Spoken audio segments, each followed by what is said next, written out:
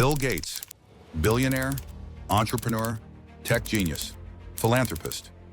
For nearly 2 decades, Bill Gates was the undisputed king of the Forbes billionaires list. Once the CEO of one of the world's most successful companies, Gates is now worth an estimated $113 billion. Between 2018 and 2019, Bill Gates' net worth increased from about $90 billion to about $106 billion. To put that into perspective, he made just over $1.8 million every hour, and his company Microsoft is now valued at an astonishing $3 trillion. He is also America's single largest farmland owner. Gates now owns approximately 242,000 acres of farmland, with assets totaling more than $690 million. His acquired farmland equates to 378 square miles. But beyond his remarkable success lingers a dark cloud above the Gates name.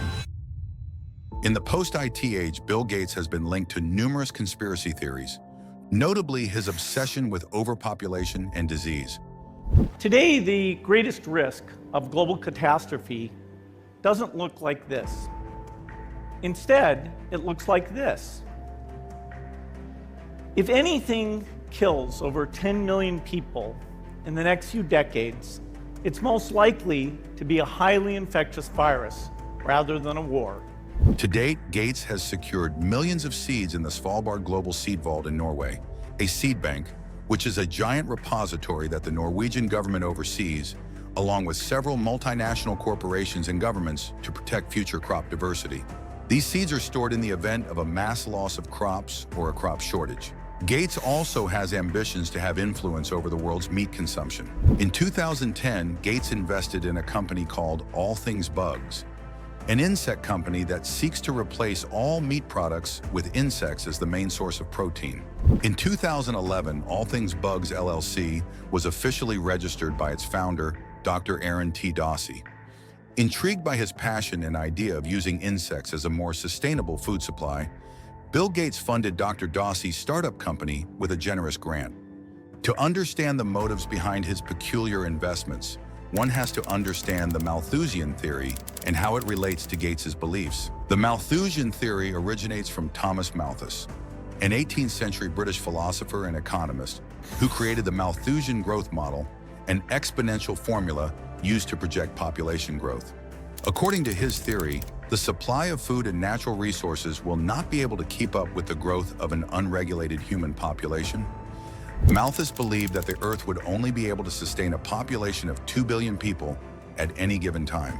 After the population surpasses 2 billion, the world would naturally spiral out of control and eventually collapse, which would manifest itself in disease, famine, war, and calamity. He believed that without strict limitations on reproduction, the Earth simply cannot sustain unregulated population growth. And one of the ways that his theory could be put into practice would be the implementation of eugenics. William Henry Gates, Bill's father, sat on the board of Planned Parenthood, a nonprofit organization started by Margaret Sanger. Sanger was a devout racist who believed in using eugenicists to encourage the reproducing of intelligent, healthy, and successful persons. This would be done through fertilization, egg transplants, and cloning.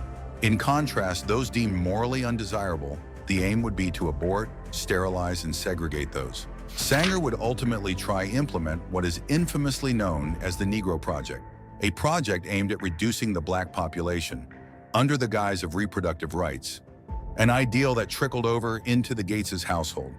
Gates has become obsessed with John Malthus's theory, so much so that in 2018, he posted a video on YouTube highlighting the dangers of overpopulation.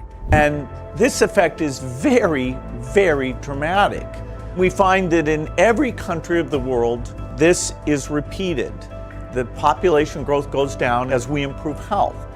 So we've taken that chart that shows the global population growth, and we've actually extended it out all the way to 2100. And we can see that instead of continuing, it actually flattens out.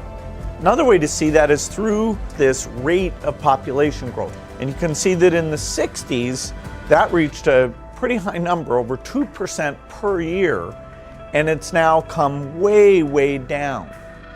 Now, 11 billion people, still a lot, but the good news is that the faster we improve health, the faster family size goes down. With Gates' obsession with eugenics and Thomas Malthusian's theory, one doesn't have to be a conspiracy theorist to wonder what Bill Gates' real motives are. If you like this video, like and subscribe.